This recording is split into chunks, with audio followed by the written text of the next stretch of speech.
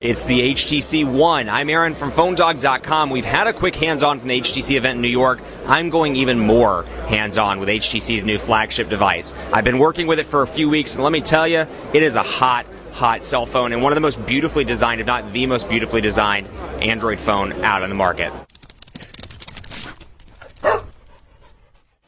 You may hate iOS, but one thing I'll give Apple credit for is they built a beautifully designed device with glass, with steel, and more. And I've always wondered, why can't we get one of those on the Android side? The HTC One is the first device that's absolutely gorgeous like that and can rival, and actually, in my opinion, surpass the iPhone 5 in terms of design. This is a gorgeous phone, and I've been working with it for a couple weeks. I've had some hands-on and some private meetings, and I can tell you, it's a great device all around. I mean, some killer specifications, but what I love about it the most is the build quality for me, because it's one of those premium-looking devices. When I grab this, I'm like, this is worth spending $200 on, or worth spending $250 on, because it feels like a $250 device. You got the metal on the back, and you got this area up here, and on the bottom, pardon the terrible lighting in this area, but this lighting, or excuse me, these areas for antennas, and then you got your volume rocker over on this side.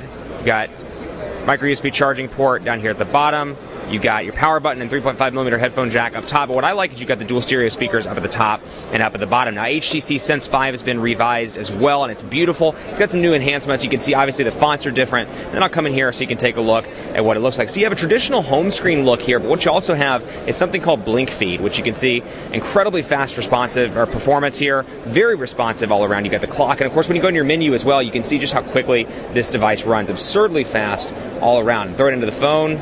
So you can take a look right there, and you can see that's been revised as well. And again, much like kind of Metro UI on Windows Phone 8, you can just swipe back and forth between people and all that stuff. And we'll go back through here and swipe down through highlights. You can get your news all aggregated into one place, your tweets, your Facebook. It's intended to be that time where you're going to be on the train or in your car, not as a driver, as a passenger, I hope.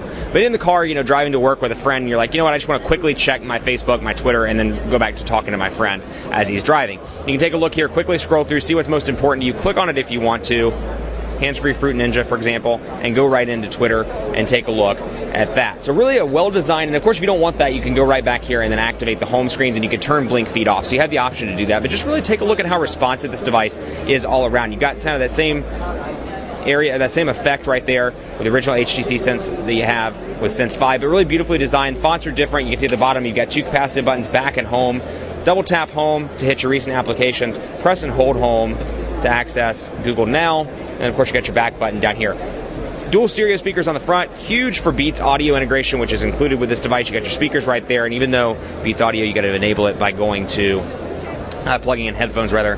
Really nice to have those dual stereo speakers on front, because you can put it out like this or put it out on the table and really take advantage of the full stereo capabilities. Really a beautiful device all around. I'm excited to see this come to U.S. shores, because I think, honestly, for those people that love the iPhone 5, that love the design of the iPhone 5, but don't really care for iOS, they're looking for an Android alternative, this is going to be a great option. Keep it locked on PhoneDog.com for continuing coverage of Mobile World Congress 2013 and this little gem, the HTC One. I'm Aaron from PhoneDog.com. Hit me up on Twitter, PhoneDog_Aaron, Facebook, Facebook.com/Hi Aaron Baker, and as always, we'll see you next time. Here's to hoping we'll get one of these in the office soon, because I want to do a 30-day challenge on this sucker. Thanks for watching. We'll see you next time.